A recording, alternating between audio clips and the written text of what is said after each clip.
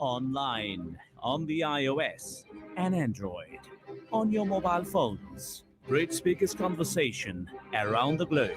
This is Relax Radio. It's time for a show on Relax Radio. It talks about me and you. It's time for a show on Relax Radio. It talks about me and you. So listen to us, yeah, 24 hours. And let the happiness come to you on Relax Radio.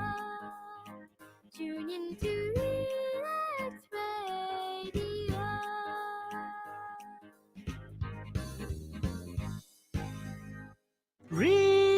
Relax Radio.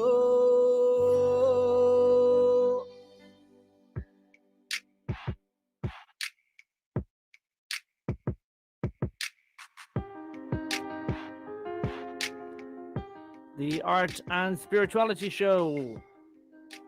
Thanks for joining me today. It's the 2nd of December, and we're joined via phone by Spanish comedian and all-round entertainer, Mr. Jorge Segura. Jorge, you're on the air with us. Hello, hi everyone. It's a pleasure to be here. It's a pleasure for me and for all of you. Nice. Welcome. Thank you for your patience today. And I was saying in the introduction there, Jorge, yeah, you've been in the comedy scene. I mean, you were doing comedy back in the 90s. Do people do comedy in the 90s? It seems like so long ago.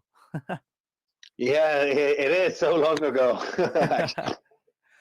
Well, that's professionally. I've always been a clown. Yeah, what was it like when you were growing up? Were you the class clown? Yeah, I there was another guy who was even more clownish than me. Yeah. I learned a lot from him. He got expelled, and then I had to go on my own. You were like, this is where the lesson stops. Yeah, I needed a new guru. Nice. And I know that you started off doing comedy sketches and stuff like that with a friend of yours, right? Mr. Danny Lopez. That was at the university. And was it a natural progression then from doing comedy sketches into starting to do stand-up? Yeah, well, kind of, because I started to do theater, and then I ended up doing comedy theater at the university, and that's where I met this guy, Danny Lopez, and we talked someday. Should we do something apart from this theater play? We can do our own sketches, comedy show. Yeah. So we started on a comedy show. And one day we met. By chance we saw a recording of the first comedians doing stand-up with Paramount Comedy, and we asked them, "Do you?"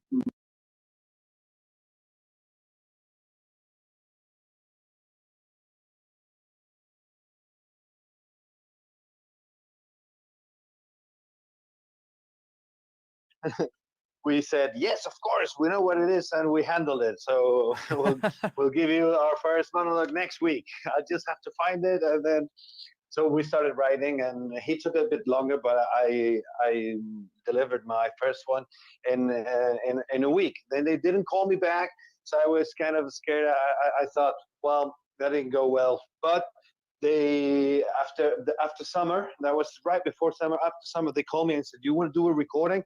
I said, "Don't we do any time?" Say, okay. And then I recorded my first, and a month after that, my second. 2 months after that, my third. And in the first year, I recorded 5 shows, so half-an-hour shows. Most of them first take. That's so impressive. It must have been quite an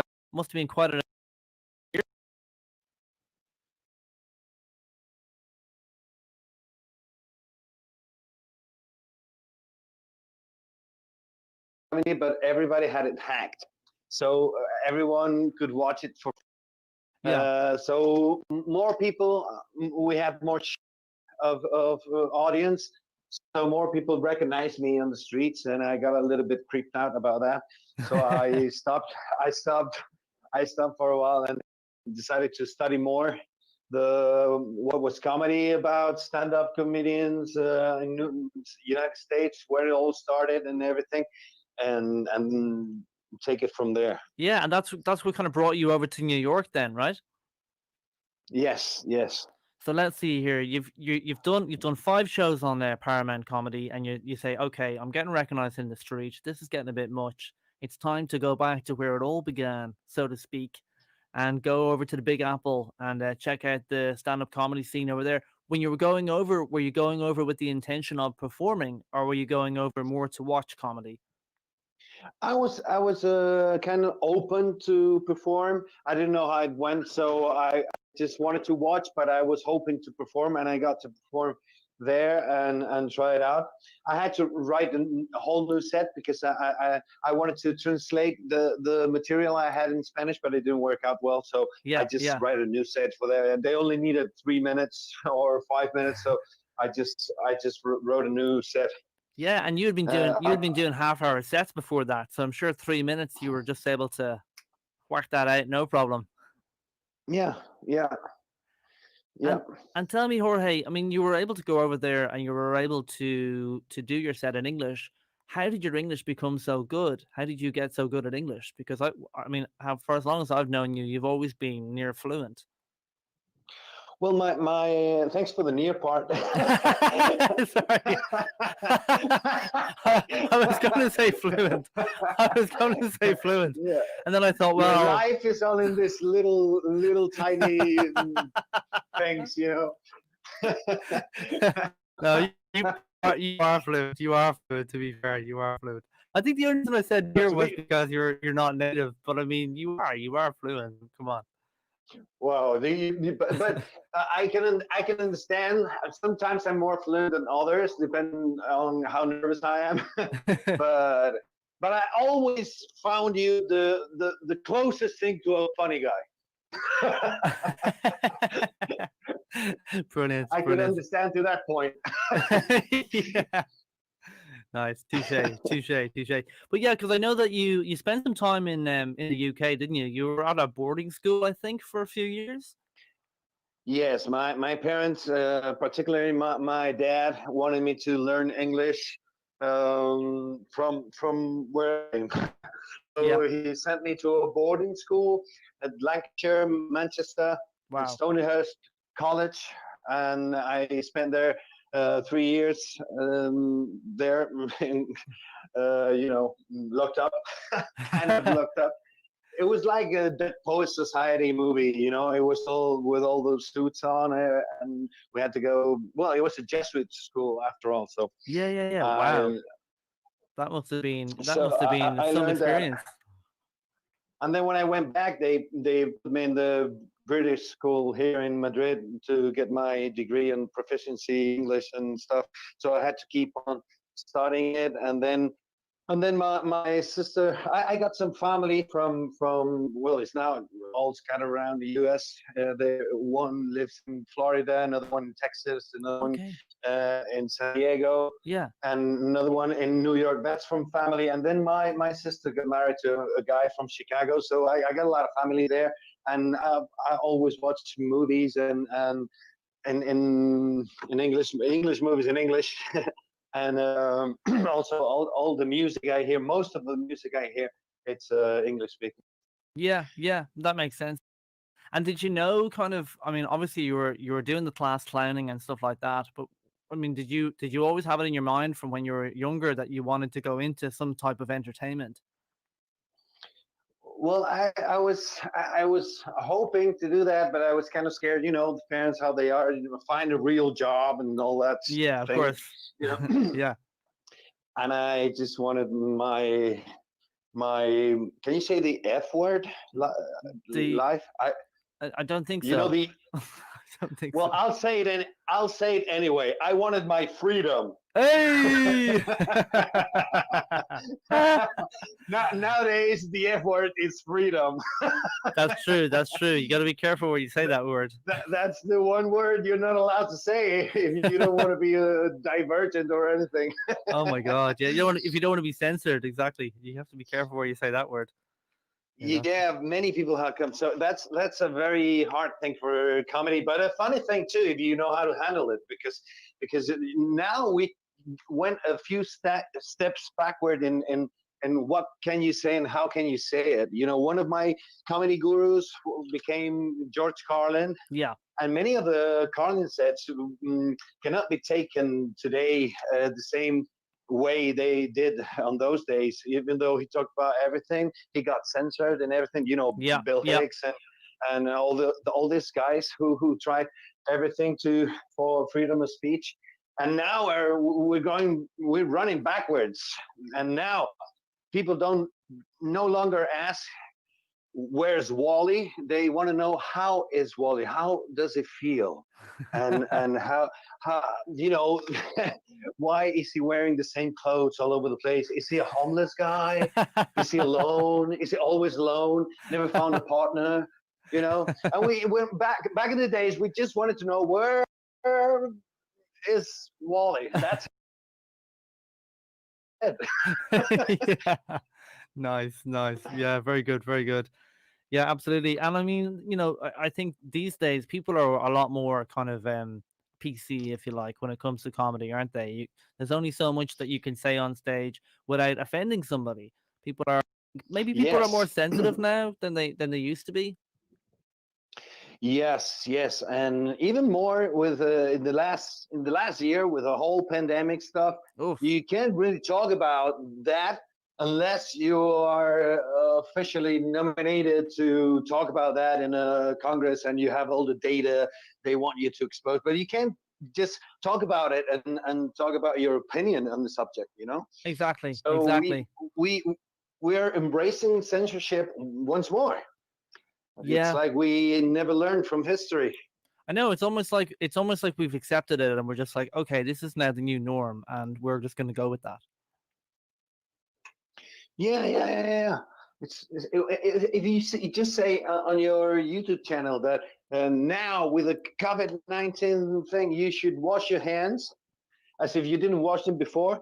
Yeah.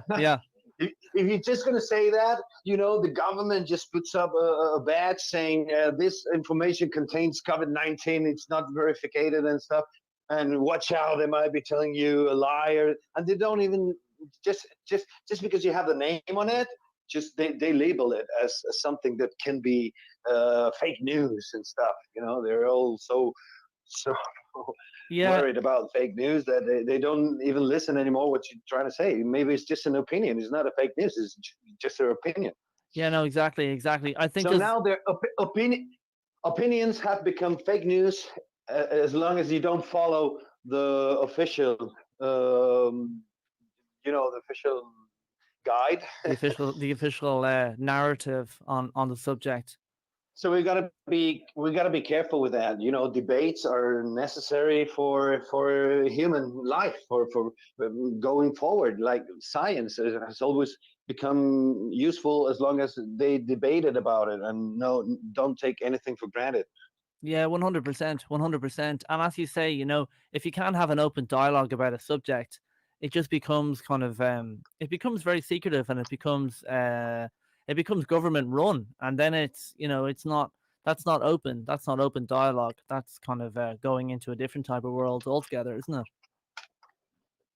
Yeah, and you know, one of the sets I recorded for Comedy Central, I actually had problems with the feminist when I talked. I said that I asked my wife this morning, last night, were you faking? And Yeah. she said, no, I was really asleep. You know that, Jeff. And I got a lot of feminists going all over to me, saying that this is illegal because if she was sleeping and you are implying that you had Okay. sex with her or anything, Sure. that's a rape and that's illegal. And I said, oh, come on. You heard me the beginning of the joke. I was talking about my wife. It's my wife. I could do whatever I want with her. And that went worse. Yeah, well, I could see that going worse for sure. Yeah. Yeah. and I had to, leave the subject and go talk about some other things because they were so trapped with all that thing. You can't talk about all the subjects you want freely and however you want. That's one thing I found good about the New York comedy. Yeah. I could feel I could talk about anything. People may boo you or you may get a round of applause, but they actually know that you're up on stage and whatever you say, it's for comedy. It might be funnier or not, but it's just comedy. So they allow you to talk. They do. They give you, especially in New York, they give you a lot more license, especially in the live comedy scene. They give you a lot more license, literally, to say whatever you want, which is I really appreciated that. Yeah, it's much different to Europe, but I think as well, when you go on TV and stuff like that, of course you're going to get censored for anything which might be implied, that there was something going on against someone's will or something like that. Because hey, if that is the case, then that's not going to be funny for someone who's had that type of experience, I suppose. But but the worrying thing for me is that I got more censored up on live stage. Yeah. With 20 people there, I got more censorship than recording for Comedy Central. They let me. And I everything for TV, but I could speak more freely than I can actually talk now on a stage. Sure. For a Spanish audience, some people can get really annoyed.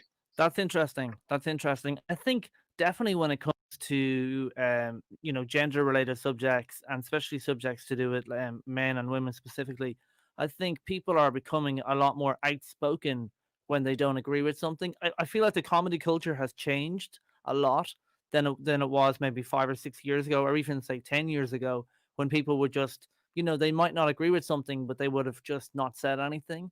Whereas now, because of the whole Me Too movement, for example, if someone doesn't agree with something, they're going to be vocal about it, and they're going to be direct about it, which is, I mean, there's a classic example of that is the creator, one of the creators of Father Ted. He did a tweet, and he was tweeting about a transgender person, and he wrote a tweet, and he ended up getting banned from Twitter because, I mean, he was making a joke, but he ended up getting banned from Twitter because people basically saw him as being like anti-transgender, which is crazy because, he's a comedy writer and he's a comedian, and it's like, I'm sure it was just a joke, but that's the thing when you voice a sensitive subject like that on such a public platform, there is going to be feedback, so it's, I mean, I think it's definitely a different comedy world than it used to be, that's for sure. I miss the times where Heckler was just a drunk guy with his opinion. and not someone standing for a whole opinion of others, of the official TV criteria of everything you talk about. Like protecting the others from hearing that or something. It's like stupid. I know it really has changed a lot. But the live comedy scene in Madrid it's been evolving so much over the years. I think, like, when you got back from New York and you set up the Madrid Comedy Club, what was it like then? Was there any other live comedy shows going on in Madrid at that time? Not like an open mic as we know it now. We had something very, very rough idea of because everyone was allowed, the jugglers, magicians, whatever, but like an open mic only with stand-up comedians trying out their stuff. I think the Madrid Comedy Club was the first one. First one to do it like that, and then a lot of others just came along after that one. Definitely. And nowadays there's a lot of them. There's a lot going on right now. I mean, I have a Facebook group for live comedy events in Madrid, and I get posts in that group pretty much daily for people putting on different nights in Spanish and in English. So it's I think there's a lot of people doing it now. But I suppose, that's kind of why that must have been one of your reasons for setting it up, right? To develop the community and to develop the scene, right?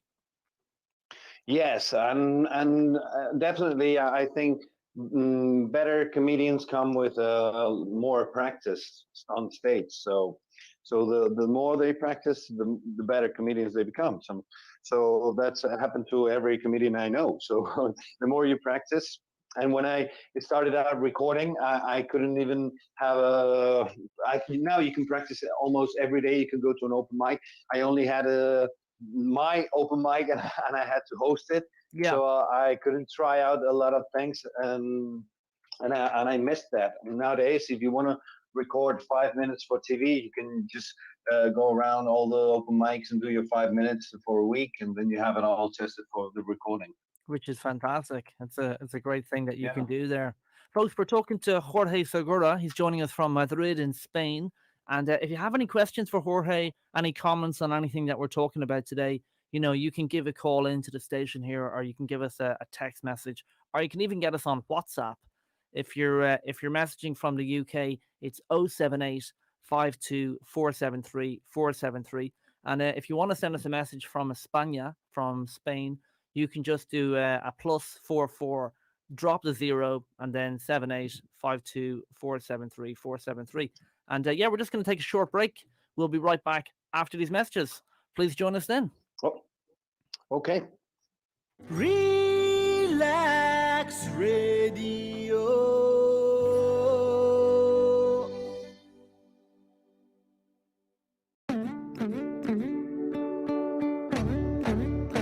Whoa, Relax Radio.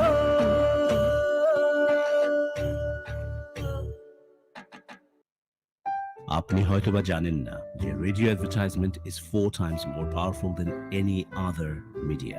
Relax রেডিওতে যদি advertise করতে চান তাহলে আমাদেরকে আজই যোগাযোগ করুন on 020-7474-9292. আমাদের সাথে অ্যাডভার্টাইজ করুন from £99 a month. Increase your business by advertising on Relax Radio. It's time for a show on Relax Radio. It talks about me and you. It's time for a show on Relax Radio. It talks about me and you. So listen to us, 24 hours, and let the happiness come to you on Relax Radio. Tune in to Relax Radio.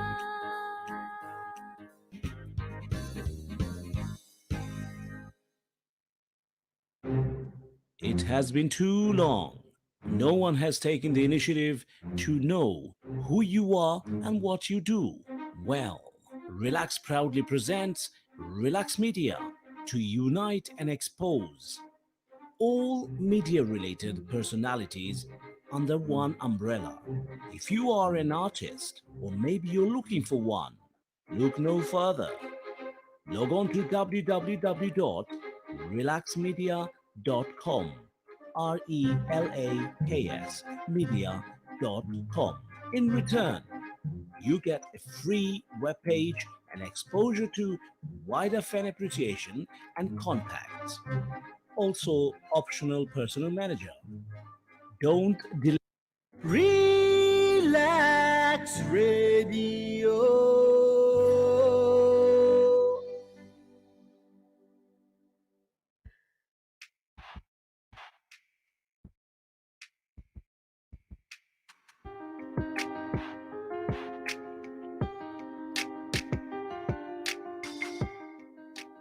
The Art and Spirituality Show. Welcome back. Hope you're enjoying the show. We're talking to Jorge Segura, who's joining us from Spain. Jorge is a Spanish comedian. Jorge, you're back on air with us.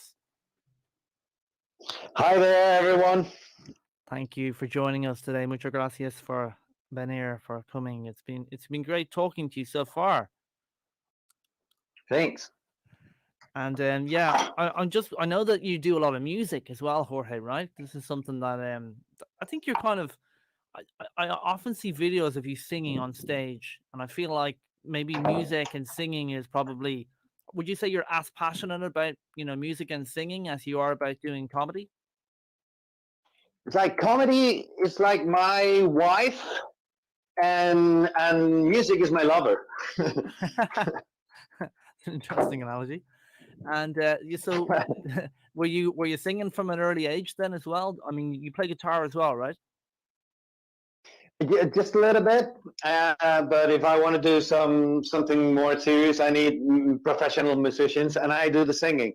And I'm not saying I'm a professional singer. I just came out of the shower, as you say. Instead of coming out of the closet, when you start singing live and you've been singing only in the shower, Yeah. you come out of the shower. I came out of the shower about 10 years ago, and then I started to do gigs with a blues band, a rock band, and now I'm more into jazz. For the last 4 years, I've been doing some jazz shows with a band and a big band, Yeah, and and then yeah. I know that you're a self-confessed croner, as you like to say, right?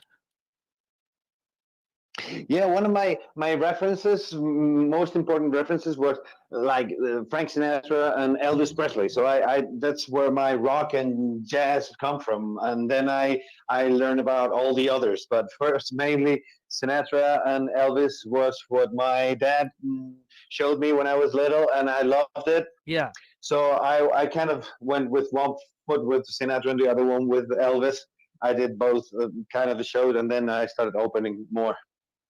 Yeah, because I remember seeing one of your shows. I saw the video online where you started with a song and then you introduced the acts. So it's a great. I mean, it's a fantastic way to open a show. You were doing music at the beginning and then doing comedy afterwards, and it was Yeah, yeah. And if everything goes well, I end up with a song or two also. that's great. That's great. It makes for an interesting type of show, I'd say.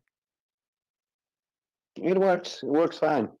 And I know I that like you it. you you you did actually record an album at one point with the Texas Diesel Blues Band, if I believe. I hope I'm getting the name correct.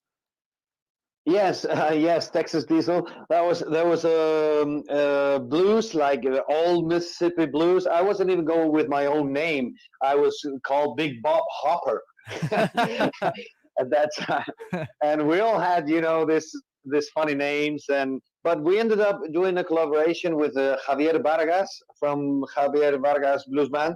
He's a very very important guitar player, Yeah. and he ended up playing in a song. It was a Bob Dylan cover, "Meet Me in the Morning," Okay. with him at the guitar, and I was singing, badly sung.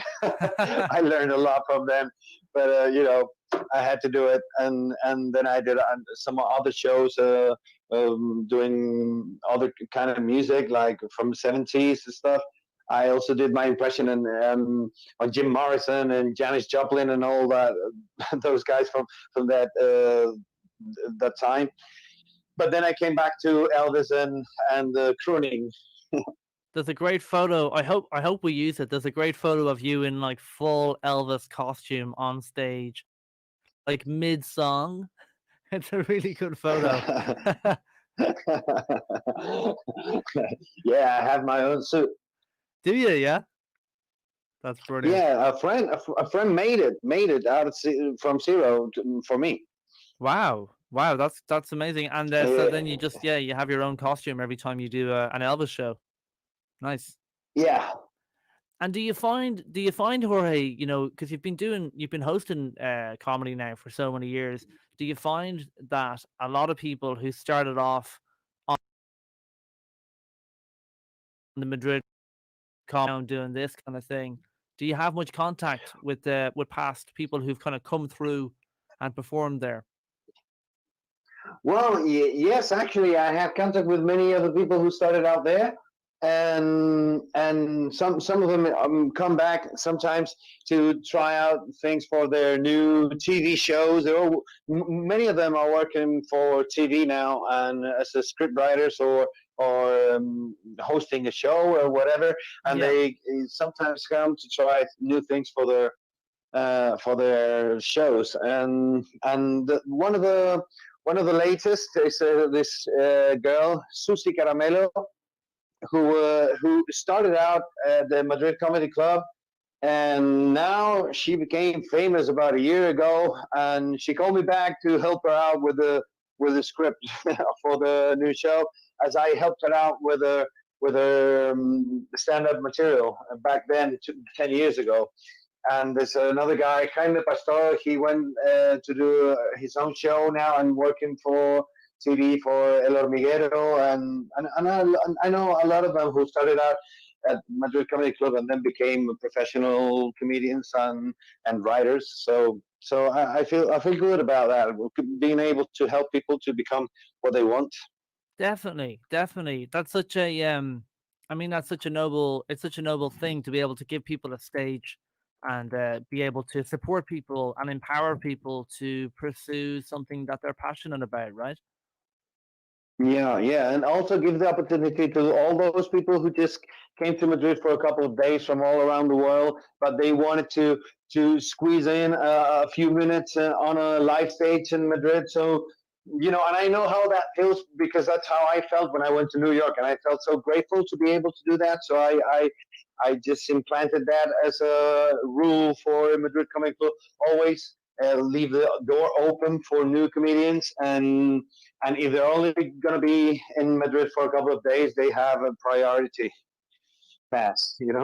Definitely, definitely, and that's such a nice thing. Yeah, I know that as well from traveling overseas. When you want to jump on a mic somewhere, sometimes it can be so difficult to find somewhere to perform.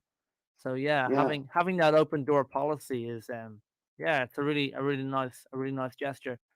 Do you consider yourself spiritual? Would you consider yourself a spiritual man? Yeah, definitely. Yeah, definitely. I think even more and more every day. What does spirituality mean to you these days? Well, these days I'm trying to. I'm very into quantum mechanics too. Yeah, I love physics. yeah, And now the last 4 years maybe, I found out that the all the quantum mechanics really fit in with many of the of what philosophers were thinking from the 70s about panpsychism.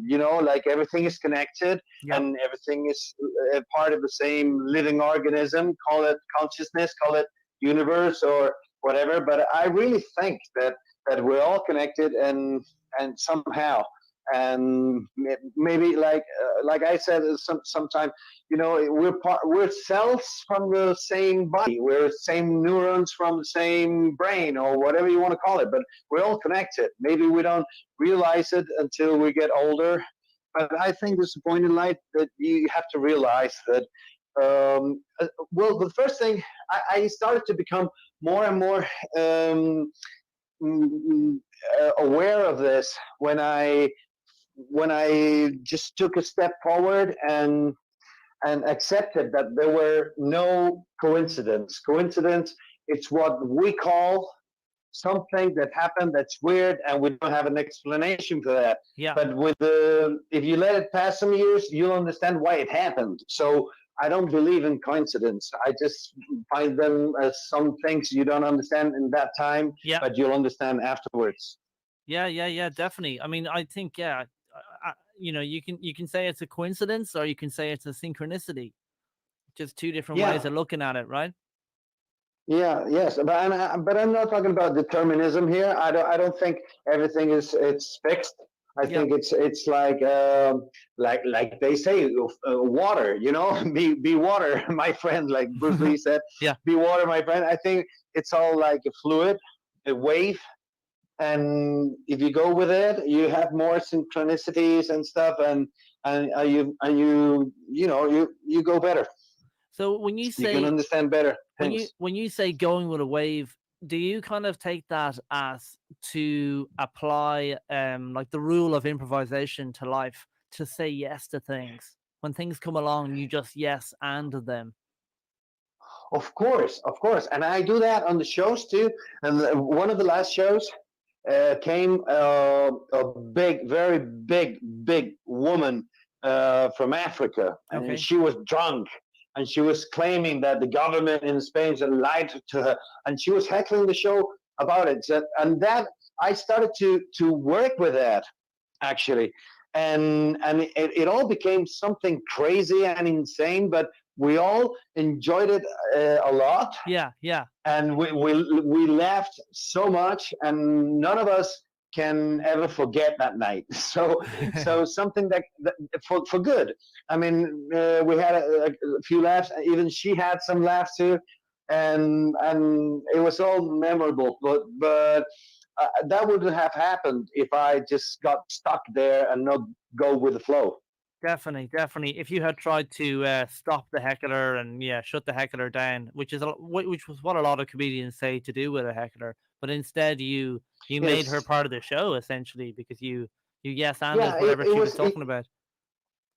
it was completely useless to go with a confrontation card. So I just took the go with the flow card, and that went a lot better. And that happens to me in on stage and in life, everyday life. That's nice. That's nice. That's a great. I think that's a great approach to life. I think that's a really good approach to life. If you can yes and things and go with the flow rather than trying to as you say play the confrontation card. Yeah, things can, as you say, you just get more and more inverted commas coincidences and more doors open up. Yeah, definitely. Nice, very nice. And tell me, when you were growing up, was your mum artistic? My mom was very into painting, and Oh, she painted she had a few paintings all over the house, but she never sold any of that art. yeah, It was only for her own pleasure. So she painted, and my dad loved music, and he played a couple of instruments, nice. but not professionally either. What did he play? He was an engineer. He played like what's the name? I can't remember the name in English. It's bandurria. It's like a kind of Bandurria. banjo, like kind of banjo, but in Spanish, old medieval banjo. I I think don't I know know how the to thing you describe mean. it. I think I know the thing you mean. Yeah, kind of. Yeah, it's like a banjo. Yeah, and And he. he played that and a little bit of piano too.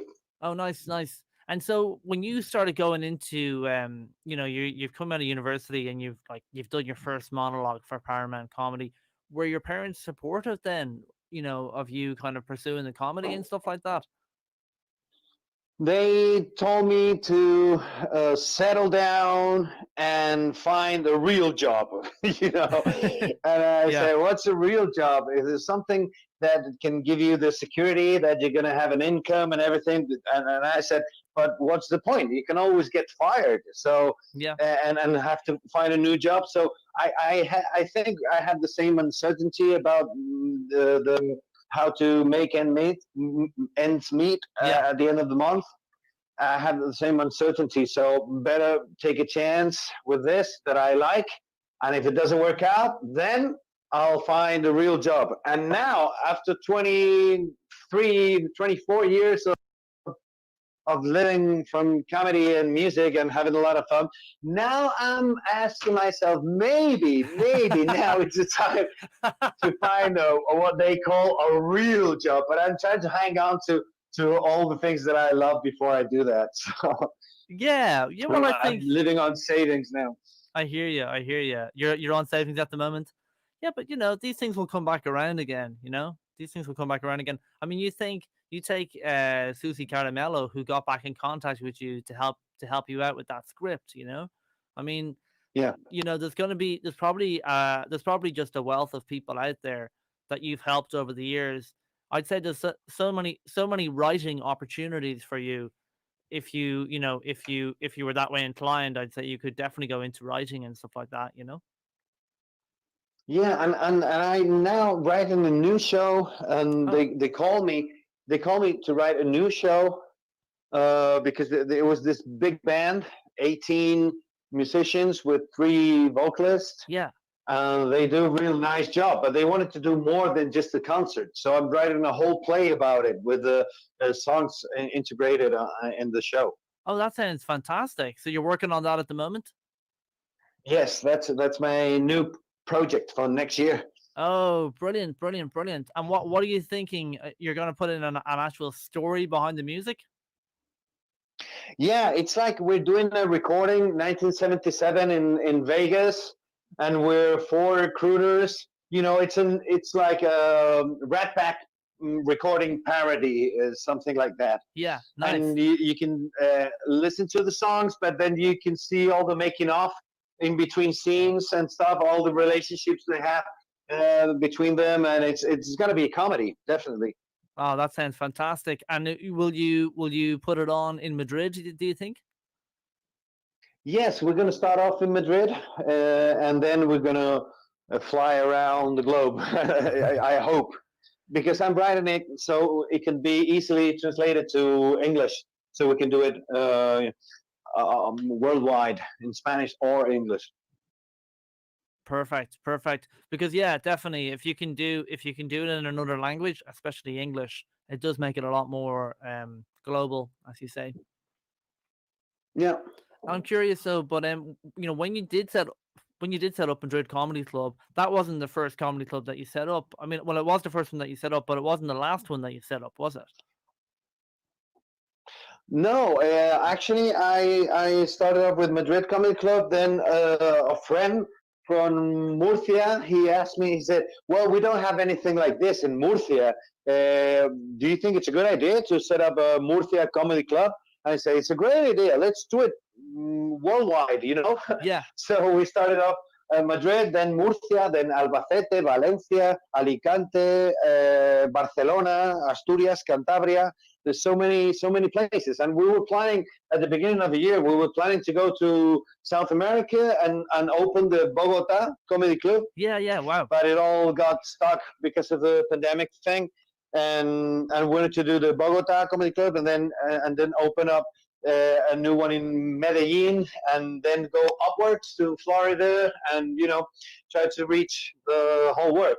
It's a like an association, but it's a non-profitable association. I mean, I don't make any profit of any of the clubs. Yes, I I understand. could get I could get what I could get as a host when I host the show. Sometimes I don't even do that. So I just put that platform so everyone could use it and be useful for everyone. That's brilliant, Jorge. That's brilliant.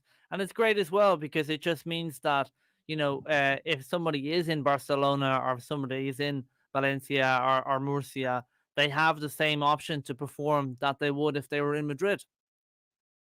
Yeah. Yes. And they're also connected. The people know each other from one club to another, so we got more connected. All the comedians from the Spanish different cities, we all got more connected through this. Definitely, definitely. And I think as well, the Madrid Comedy Club, it definitely had a huge hand in developing the English comedy scene in Madrid as well, because I remember when I was starting to put on mics back in 2012, I remember knowing about the Madrid Comedy Club then and knowing that it was like an open stage. And even though, at that stage I didn't have the level of Spanish to perform in Spanish, I remember you saying, "Hey, look, if you want to perform, you can come and perform here." And it was like, okay, that's just to know that that door was open was, I think you really bridged the gap between the English and the Spanish scenes. Yeah, and we've also did the Madrid Comedy Club in English for quite a while. But that didn't work out too well because we didn't know how to reach the right audience, maybe, Yeah. or was it the right time? But we tried it sometimes, a couple of times, and with Tom Morgan. Oh, with Tom Morgan, that's right. Yeah, in Callao, Tom right? Morgan, yeah, he was the one hosting that show, and Madrid Comedy Club in English, and he was the one in charge doing that. I remember when But that was that didn't happening. last Yeah, too long. it didn't last too long. I remember when that was happening though. Yeah, it was a good thing. It was a good thing to give a go to anyway. I think it was a good thing to have a try on for sure. Um, Yeah, I had to. Definitely, definitely. But just in terms of having the open stage, because I know that you also ran another mic in Vallecas, which was on I think it was on a Monday. I want to say it was on a Monday night.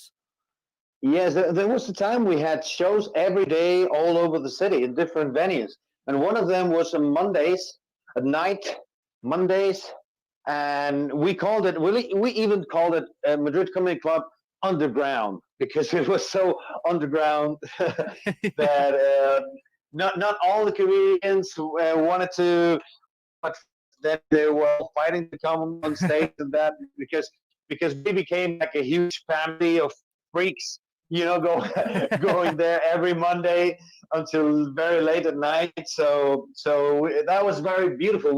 We stayed there for 20 years until they had to close the venue for all the reasons. Wow. So it's a bit of an institution there then. Yeah, it was. It was a shame they had to close it. I was at that The venue. good thing about Yeah. Madrid Comedy Club is that most of the venues we've worked with, we've been there for years until they had to close or they changed the owner and did something else. Yeah. But we've been lasting so many years with many of the venues. Yeah. You remember the Agrado Cabaret? We were there for 6 years until they sold the venue and it became a Italian restaurant. Nothing to do with what we did there. And Intruso Bar, this is our 6th year there, but we haven't performed much there since springtime. Yeah, but I suppose everything's on a bit of a lull at the moment. Folks, we're going to take another short break. We'll be right back after these messages. Please join us more for more art and spirituality with Jorge Segura. Please join us after these messages. Relax Radio.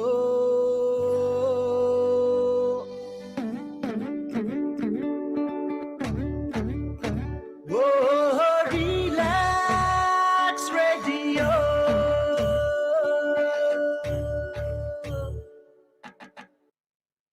আপনি হয়তোবা জানেন না যে radio advertisement is 4 times more powerful than any other media.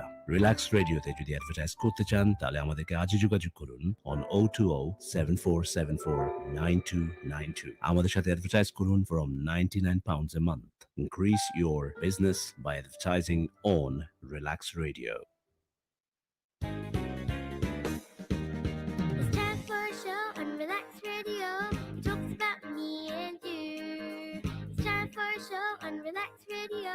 It talks about me and you. So listen to us, 24 hours, and let the happiness come to you on Relax Radio. Tune in to Relax Radio.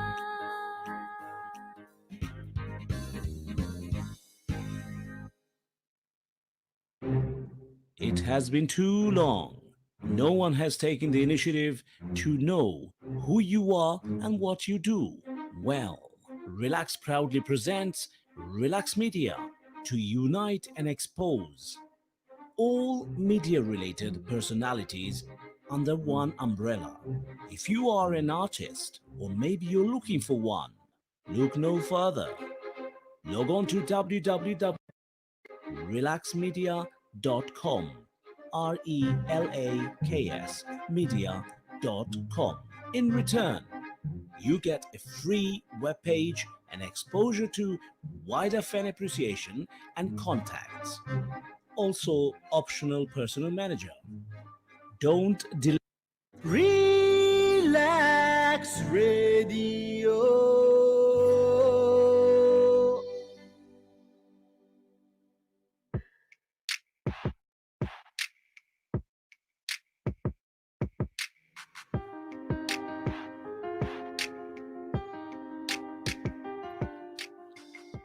Welcome back to the Art and Spirituality Show. It's the 2nd of December, and I'm joined today by Spanish comedian Jorge Segura. Jorge, you're back on air with us. Hello, everyone, again. Hey, thanks for joining us. Hey, Jorge, we received a question. We received a question for you in the break. We have a question here. It's a question from Ivor in Dublin, and Ivor asks, do you prefer to have a shower with your wife or your lover? Well, now I have an easy answer for that because I don't have a wife anymore. She divorced. She got Oh, the divorce from me about a couple of months ago. whoa. So now I don't have any choice to have a shower with my wife. But back when I wanted, she didn't want it. So I only had one chance anyway. So I had to, and I had to do it with my lover, if I had any, or my imaginary lover, Yes. or a guy I really enjoyed his company. That is myself. Well, sorry to hear that, Jorge. I did not realize that. I'm terribly sorry to hear that information. But maybe it was a good Well, thing. I don't know. yeah, maybe it's a good thing. I try, it's go with the flow. Go with the This is flow. what happened. She was just heckling for too long, maybe, and then she got tired of the show. She got tired of the show. Yeah, yeah. That's a pretty good analogy, I think, for marriage there. And here in Spain, everyone married nowadays. It's looked like an alien. It's like you're still married after 20 years. So what are you hiding? What are you hiding? Are you some spies from the Russian government or something? Because I can't believe that you're 20 years together and you haven't even thought about the divorce yet. So we had to get the divorce in order to shut our neighbors up. Yeah, secretly you're still married, but you had to have the divorce to quiet the neighbors. Yeah, I like that. Yeah. I definitely still love her, but it's more like a poetic love. I don't have to stand up with her shit.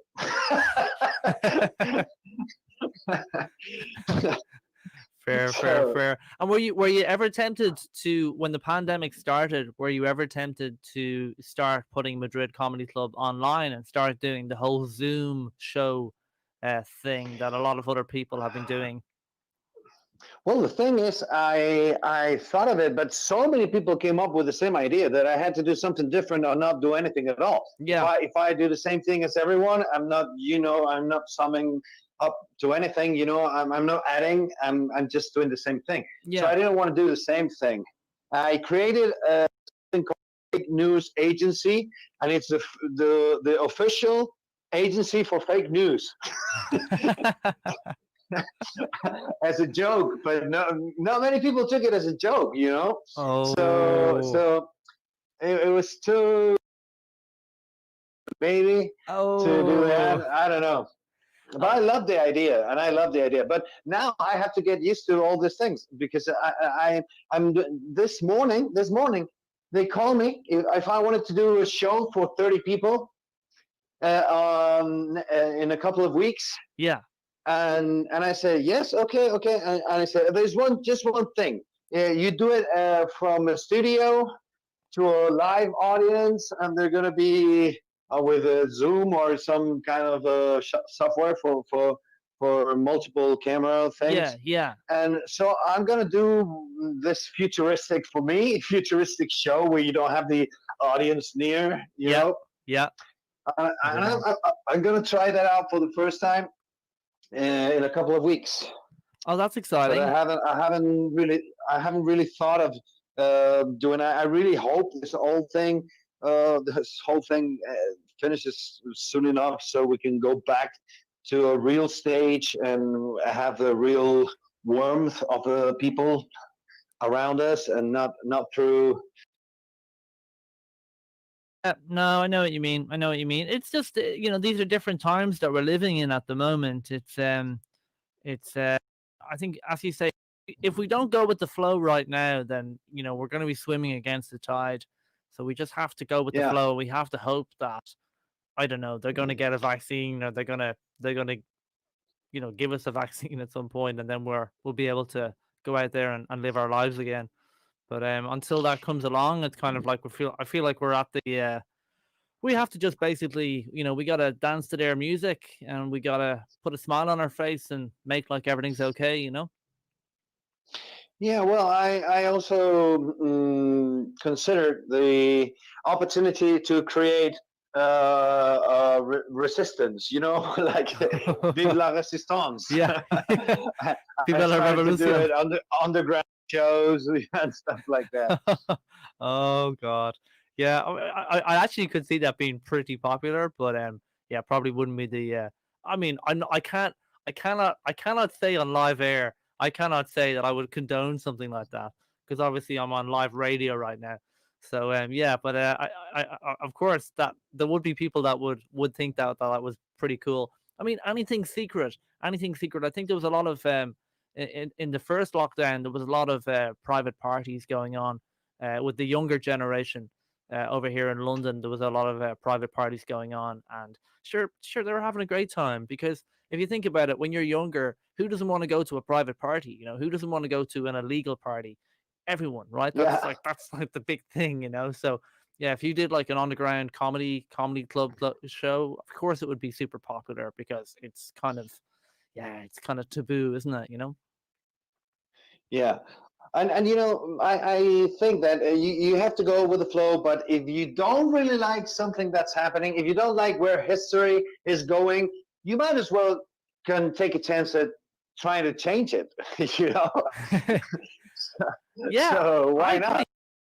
If you see all the people on history books are people who didn't like what they were living and they try to change it for good or for bad, but there's not any history book about someone adapting so well to the system. Not many history books written about those guys, you know? That's so true. That's so true. No, I think, you know, freedom of speech as well, right? I mean, if you don't like what's going on, you know, why can't you get up on your virtual soapbox and say, "Hey, I don't agree with I want to say this about that." And you know, it should always be freedom of speech. Everybody should always voice their opinion, especially if they don't agree with the official narrative, you know? But you know what's happening about the Ministry of Truth? It's like so Ooh, I did not know about this. George Orwell. It's like 1984 George Orwell novel. You know, they had a Ministry of Truth, a ministry that tells you what is truth and what is not. Yeah. It's not about opinions. This is officially true. And all you say against this is against the system. And you should be put out of the way and things like that. And that is happening here in Spain now. So the freedom of speech now has so many cookies to accept, you know? Yeah. Yeah, exactly. Well, I had heard that Spain had gotten had gotten quite serious with the publication stuff and with the policing in the streets and stuff like that. I mean, a lot of people that a lot of old friends that I've spoken to in Spain have been telling me that it's becoming more and more 1984ish. So yeah. Yeah, it's amazing. It's quite thrilling to watch it from outside. From the inside, it's a big bunch of things that I don't like. Yeah, and I guess the only way to overcome it is to do this Zoom comedy show that you got coming up, and make some jokes about it, and make sure you voice your opinion, because for sure if you're thinking that way, for sure there's going to be other people who are thinking that way as well. And I think that's what's so great about comedy. We give people an opportunity to talk about taboo subjects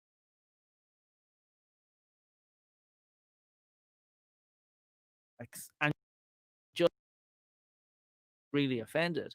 But if you do it in a comedy setting, I think it opens the dialogue, and it allows people to laugh about some things which are maybe not normally laughable about. Yeah, but now people tend to have their guns already loaded when they enter a show. Really?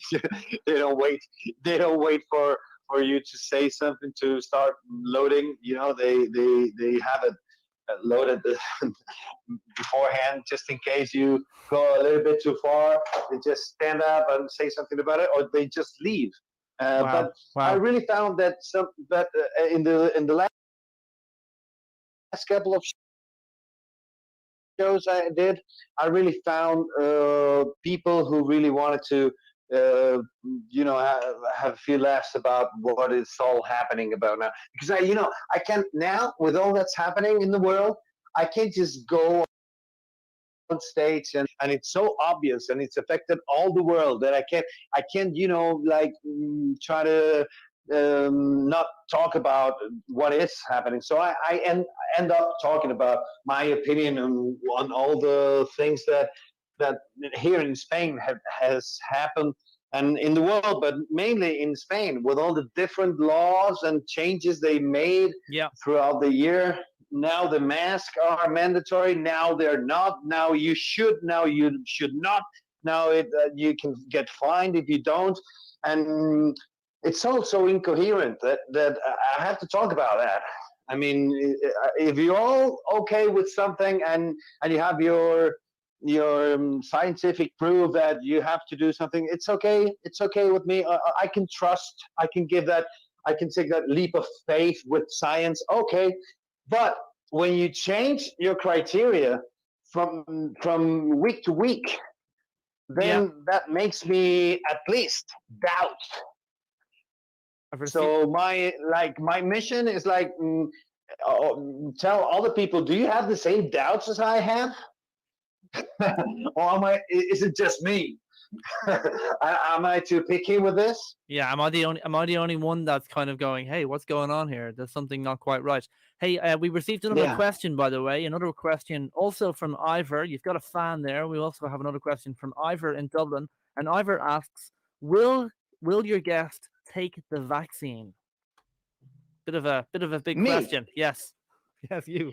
Well, I found a great solution here in Spain. Someone said that maybe our politicians should try it first, see how it goes. Yeah. And if it all goes well, then we can all try the vaccine and everybody's happy. And if it all goes wrong and they all die, then Spain can get a fresh start and we all win too.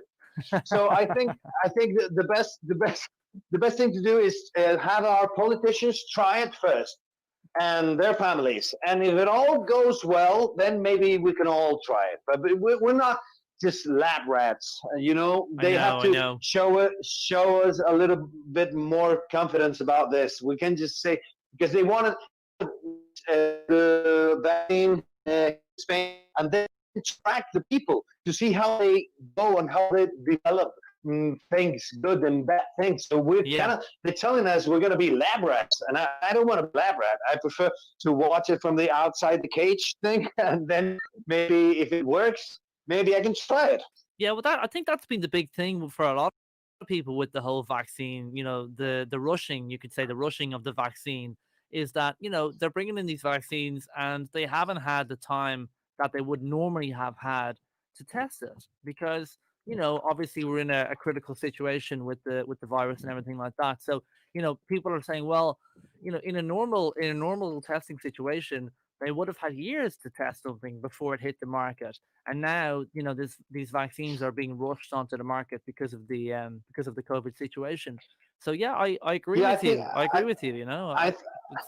I think they're political vaccines, and I'm going to wait for the sanitary vaccine maybe. And I always had a motto from when I was when I was a teenager, and I still think the same way. I think it's not safe to take drugs from someone you don't trust. Don't take sweets from strangers. Exactly. Don't take sweets from strangers. Well, I have to say, Jorge, it's been so great talking to you today. We've actually run out of time, and I didn't even realize that we've gone a little bit over our time, but I got so carried away. So sorry. No, it's so great. I got so carried away talking to you that I forgot about the time, which is what always happens when you're having fun. You always forget about the time. But it's been so great to have you on the show. Thanks so much for joining us today. Thank you for having me on your show. It was a pleasure. And I know that Harry, our station tech, I know that he's been putting up various different links and various different things throughout our call today. So they'll be on there for our listeners to follow. Definitely, if they want to find out more about you, they can go on. They can go on to YouTube and they can look up Madrid Comedy Club to see all the different types of shows that you've had up there. But essentially, everything's in Spanish at the moment.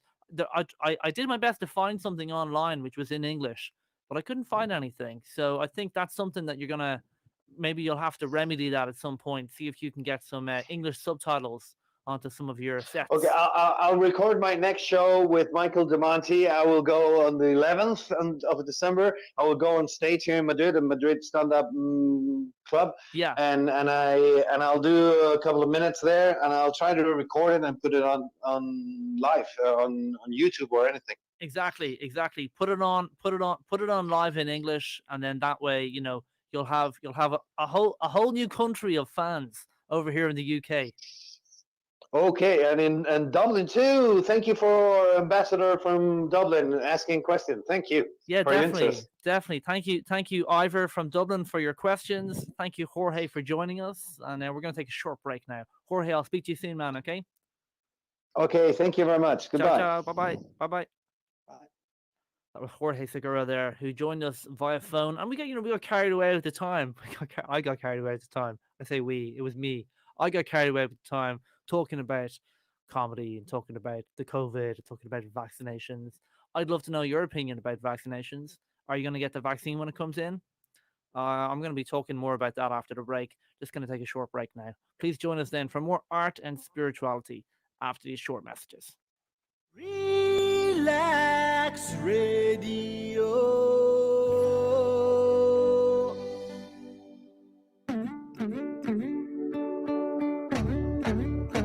Whoa, relax Radio.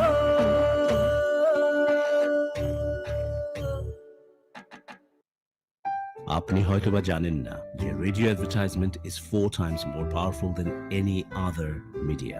Relax রেডিওতে যদি advertise করতে চান তাহলে আমাদেরকে আজই যোগাযোগ করুন on 020-7474-9292. আমাদের সাথে অ্যাডভার্টাইজ করুন from £99 a month. Increase your business by advertising on Relax Radio. It's time for a show on Relax Radio. It talks about me and you. It's time for a show on Relax Radio. It talks about me and you.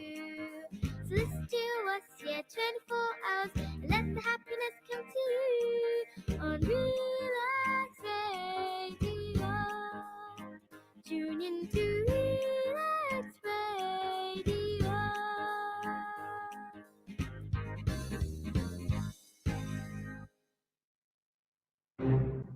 It has been too long. No one has taken the initiative to know who you are and what you do. Well, Relax proudly presents Relax Media to unite and expose all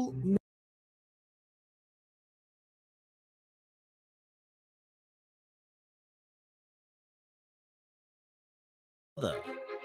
Log on to www.relaxmedia.com, RELAKS media.com. In return, you get a free webpage and exposure to wider fan appreciation and contacts. Also, optional personal manager. Don't delay. Relax Radio.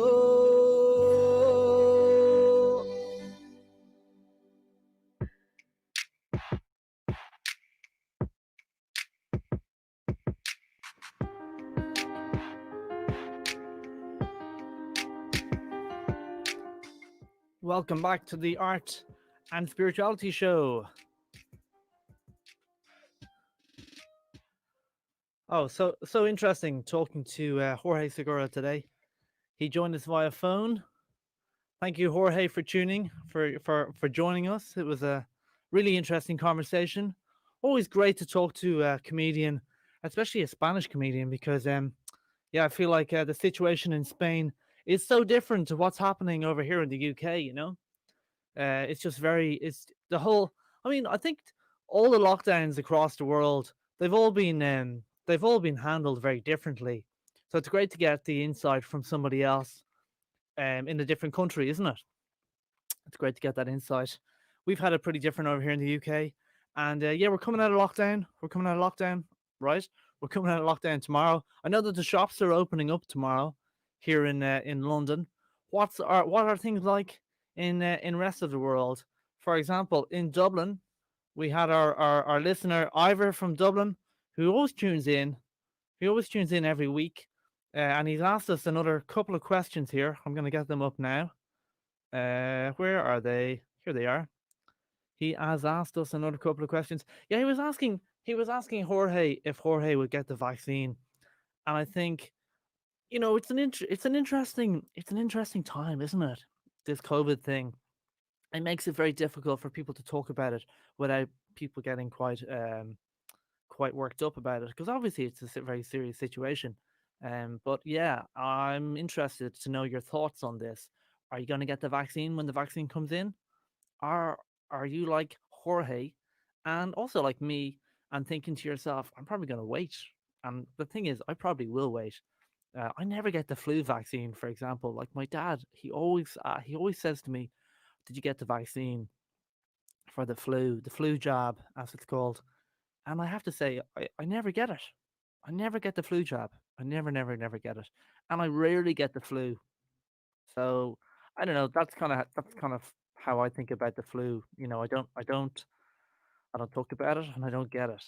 I never get the flu jab. So when it comes to getting this COVID vaccine, you know, I would be inclined not to get it, unless they make it mandatory.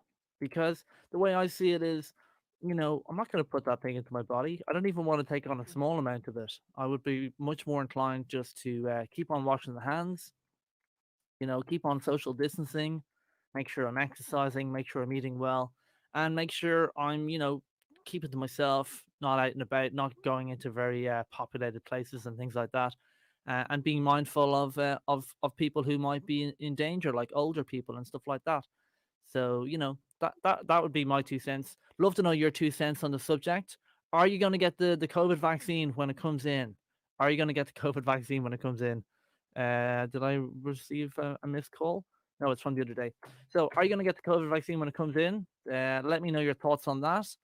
And yeah, mine. I've just voiced mine on air, so I probably never would have done that before. But only the fact that I was talking to Jorge, he inspired me. He inspired me to speak my mind. So I've done that now, and let the feedback roll in. Let the feedback roll in. I'm not anti-vax. Don't get me wrong. I'm not anti-vax. I'm just I'm not rushing out to get this thing, I'd be more inclined to wait. I prefer to wait probably as long as I can, actually. I prefer to wait until sometime, maybe end of next year, before I thought about getting it. Because I think at that stage they'll have tested it a lot more, and it will be a lot it'll be a lot more developed. They'll have more feedback on it. They'll have more results on it, and I just think it'll be safer to take at that point rather than taking it now. That would be my thoughts on that. Did we receive a text message? I think we did. No, we didn't. Okay. So yeah, I had a guest on the show a few weeks ago. You may remember Anna Masota. She was on the show a few weeks ago. It might even actually have been last month. But anyway, I wanted to let all our listeners know that Anna has got an exhibition coming up, and the exhibition is starting on the 3rd, which is tomorrow, and it's at the Baker Howard Contemporary Gallery. The Baker Howard Contemporary Gallery, and that's in Soho. And if you want to go to check out some of her art, you may remember she was on the show in October, actually, I think it was, because I guess we're in December now. Anna Masota, she's a British artist, a British painter and sculptor, and she has an exhibition running at the Baker Howard Contemporary Gallery in Soho, and it's running from the 3rd, which is tomorrow, until the 13th of December. So make sure you go along and check that out. Her artwork is exquisite. It's like something out of another time. You look at her paintings, and bear in mind, I've only ever seen her paintings online. I've never actually seen them in person. Not yet. Not yet. I intend to go to this exhibition over the next few days. It's probably going to be on Sunday when I go because, yeah, I'm working every other day. And if I don't go on Sunday, if it's not open on Sunday, for example, I'm going to go on Monday before my show. So yeah, I'm excited for that. So definitely go along and check that out. That's in the Baker Howard Contemporary Gallery. You can check out bakerhowardcontemporary.co.uk for more information on that. And you can also look up Anna's website, which is annamasota.com. And if you want to follow anything that our guest has been up to, you can check out the Madrid Comedy Club. So Madrid Comedy Club is on Facebook. Madrid Comedy Club have got their own YouTube. And you can also look up, if you want to follow Madrid Comedy Club on Twitter, which is, I know is Jorge's Twitter handle as well. You can follow him on Twitter at Madrid Comedy C, and you can follow him on there as well. And such a funny guy, such a funny guy. Imagine he actually started out doing stand up when he was just 22 years old, and as luck would have it, there was a Paramount Comedy where were actually recording some stand up comedy sets, and he went over and he talked to the producer, and they were like, "Hey, can you do a stand up comedy set? That's what we're recording. We're not recording sketches." And he said, "Yeah, I can. I've got one." And a week later, he wrote his first stand-up comedy set, and he went and he recorded it. And then he didn't hear from them for like 5 or 6 months. And then they got back to him and they said, "Hey, would you like to record that set?" And then from there, the rest is history. Paramount Comedy became Comedy Central España.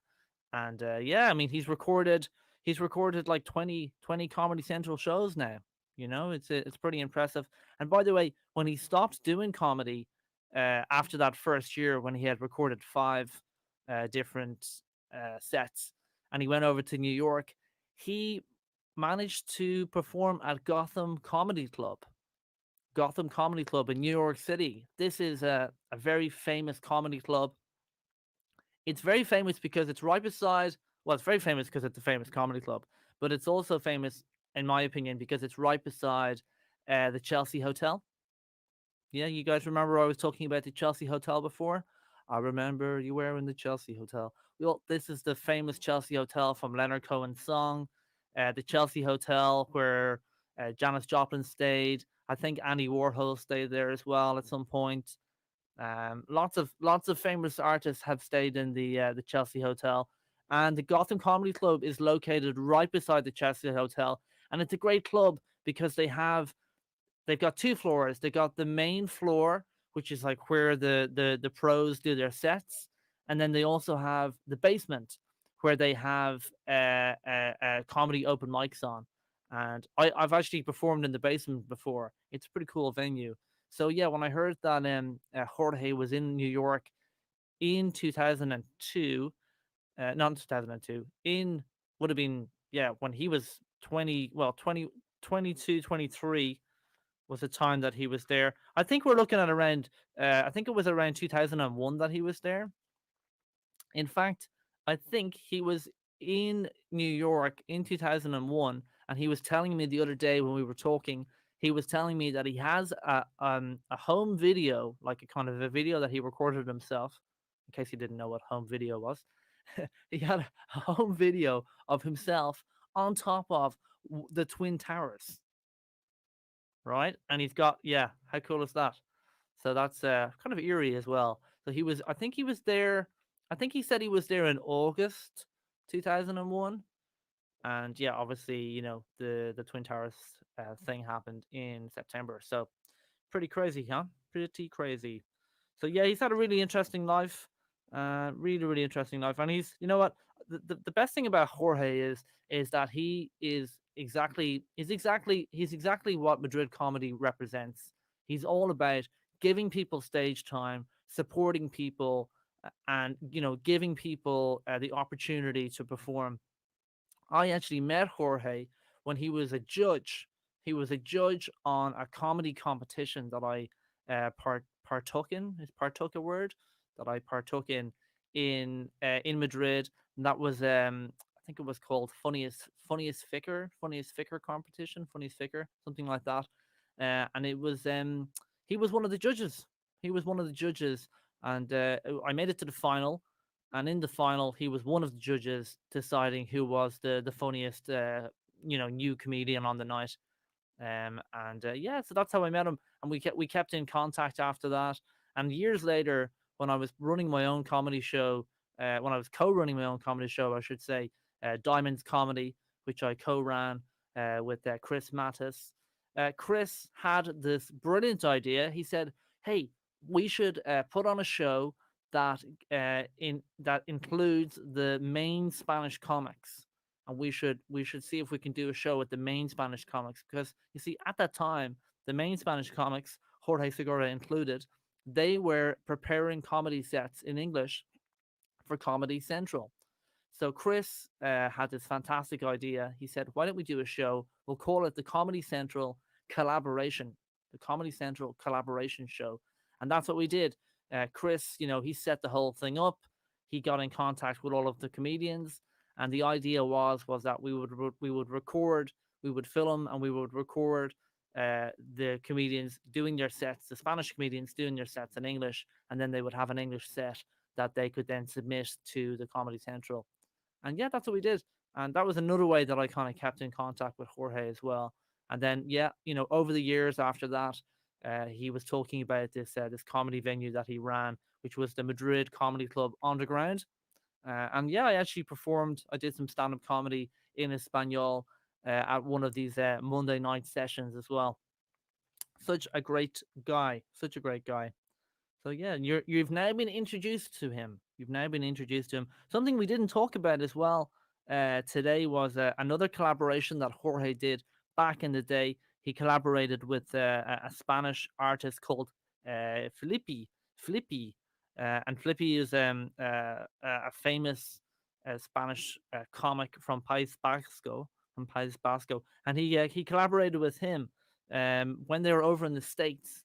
Jorge was given the opportunity to do some shows at the Empire State Building, and he got in contact with Felipe.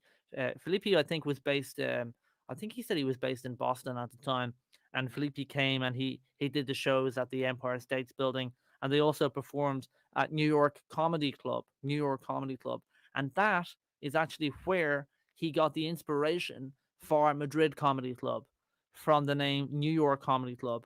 That's where Jorge got the inspiration. So when he got back to Spain, that's what he did. He set up Madrid Comedy Club. And the rest, as they say, is history. So what's going on now is we're into December. It's December 2nd. Christmas is coming. It's only around the corner. We're going to have some Christmas cheer. People are going to have trees. People are going to put trees in their houses and put their decorations on them. Yeah, we're going into this time of year, isn't it, where people get the trees and they put decorations on them. The Christmas tree, and they put it up in their house. And then the tree, it starts to go brown and very dry. And then they take the trees out, and then the trees get dumped somewhere. And the alternative is to have a plastic tree. But sure, the plastic tree is only going to end up in landfill. So the best idea is to have a real tree, I guess. There's no stopping the global Christmas tree market that exists already. So I'm not going to go against that. But I have to say, if I had a choice, I probably wouldn't get a Christmas tree. I know. Stop the press. I'm putting it out there. I would not get a Christmas tree. But what's my reasoning behind that? I'll tell you my reasoning behind that. Just leave the tree in the ground. Just leave it in the ground.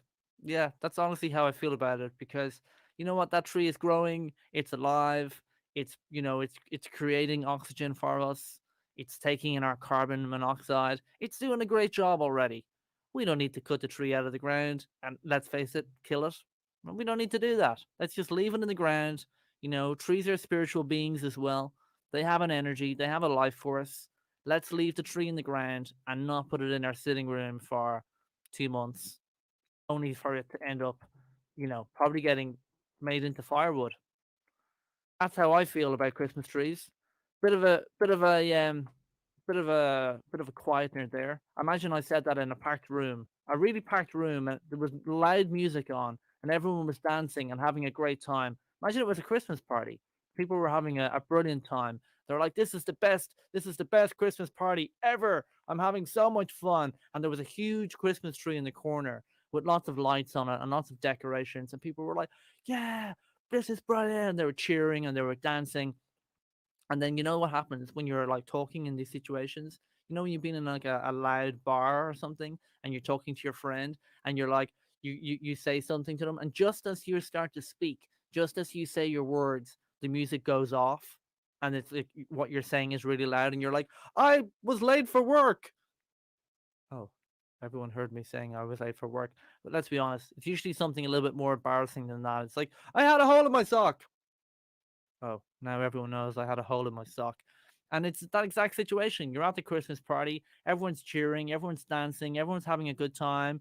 This is the best Christmas party ever. Woo, woo, woo, woo. Suddenly the music goes off, and I shout out. Well, I don't shout out, I talk. I'm like, I don't like Christmas trees. The whole room stops. The whole room looks at me. They look at the Christmas tree. They look back at me. There's nothing I can say in that moment. There's nothing I can. There's no way I can get out of that. There's no way I can redeem myself from that situation. That's kind of what it's like. That's kind of what it's like right now with me saying I don't like Christmas trees. It's not that I don't like Christmas trees. I do like Christmas trees. I just think that we should leave them in the ground. Now, what's the solution for that? If you live in an apartment, maybe just take a photo. Just take a photo of a Christmas tree, a digital one, so you can save the paper. Again, saving the trees, and just get a digital photo of it and just put it in the corner. You know, get some lights, put some lights around your phone. Job's a good one, right? Jobs a good one. Well, it's been a great show today. Sorry for that rant. It was quite a long rant, that one. Quite a long rant. It's been a great show today. Jorge Segura joined us via phone. Jorge Segura, of course, the founder and comedian of the Madrid Comedy Club, and also a singer as well. Join us. Make sure to tune in next Monday. We're getting close now. We're close to Christmas. We're getting close to probably last shows before Christmas as well. But we still have a few. We still have a few weeks left. This was show 18. This was show 18 today. Pretty incredible, really. We've done 3 months now. So show 18 was today, and show 19 is going to be next Monday, 2 p.m. You know, I say 2 p.m. It might be 2. It might be 10 past 2. It might be 10 past 2 because the way live radio is going at the moment, you know, we can't be sure that we're going to start exactly at 2 p.m. Maybe in the future, when we have a huge production team and we have lots of other studios and lots of people working here, it will be exactly at 2 p.m. But for the time being, it will probably be 2:10 p.m. So join us at 2:10 p.m. I'm going to put that out there now. I'm going to join us at 2:10 p.m. and we're going to actually be interviewing James Pearson. James Pearson of Pearson Casting is going to be on the show. I'm super excited about this guy. We had our conversation a couple of weeks ago, and he agreed to be on the show.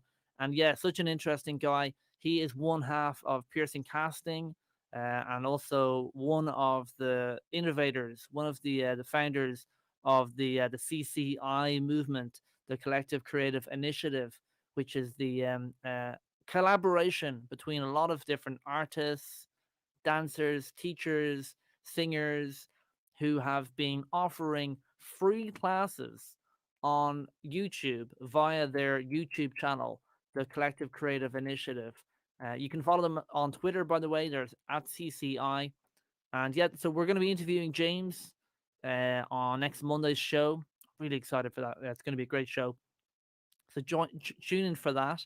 And then on Wednesday, we're going to be interviewing another friend of mine from Madrid, an English guy by the name of Joshua Saxon.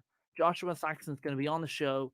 Really excited for that show as well, because he's going to be talking all about a comic book that he created, that he wrote, and he collaborated with some other people to make this comic book. Now, it just so happens, folks, that I have the final issue of this comic book in my bag. Am I gonna show this on air? Am I gonna show the final issue of Milky on air? Let me see. I don't want to give away anything, so Gonna cover it, but I'm just gonna show. I'm just gonna show the name. Just gonna show the name. Here it comes. Here it comes. Milky. It's a brilliant comic series. Check out milkycomic.com. Milkycomic.com if you want to have some more information on it. I don't want to show too much, but this is a four. This is part four of a comic series. Very very good comic series. It's a sci-fi, it's a comedy, written and lettered by Joshua Saxon, with artwork by Gene Fernando, with colors by DC Alonso, and the cover art by Unani Ortiz de Zarate. And yeah, just I'm not gonna say too much about it, but it's a brilliant, very funny, independent comic that you're going to be able to be listening all about. This is the back cover, by the way. You're going to be able to listen to the writer Joshua Saxon is going to be joining us on air via phone, I should say. He's going to be joining us on air via phone. That's going to be. Move my bag out of the way. That's going to be next Wednesday. Next Wednesday, and again, it might be 2:10 by the time we actually start the show. But make sure you tune in. Stay on the line. We're going to be there. We're going to be on. If we're not on at exactly 2:00, we will be on at 2:05 or 2:10. We're a small independent station here, with doing our best with the tools that we have. So thank you for your patience. And thanks to my guest for tuning in today via phone, Jorge Segura from Spain. And thanks to our question from Ivor in Dublin. Thanks for listening to the show, Ivor. And thanks to everyone else who joins us, whether you listen to us on the Relax Radio app, whether you're listening live now, or whether you're listening to a pre-record of this show on our Facebook, or on our YouTube, or on our Twitch, or on any of the other platforms that we're screening on at the moment. This is the Art and Spirituality Show. I'm Dominic Anglim, and this is Relax Radio. Why read when you can listen? We're going to be back next Monday. Please join us then for more art and spirituality. Relax Radio.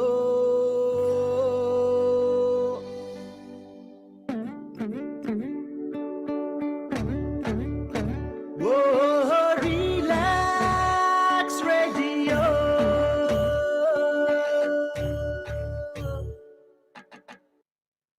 আপনি হয়তোবা জানেন না যে radio advertisement is 4 times more powerful than any other media. Relax রেডিওতে যদি advertise করতে চান তাহলে আমাদেরকে আজই যোগাযোগ করুন on 020-7474-9292. আমাদের সাথে অ্যাডভার্টাইজ করুন from £99 a month. Increase your business by advertising on Relax Radio. It's time for a show on Relax Radio. It talks about me and you. It's time for a show on Relax Radio. It talks about me and you. So listen to us, 24 hours, and let the happiness come to you on Relax Radio. Tune in to Relax Radio.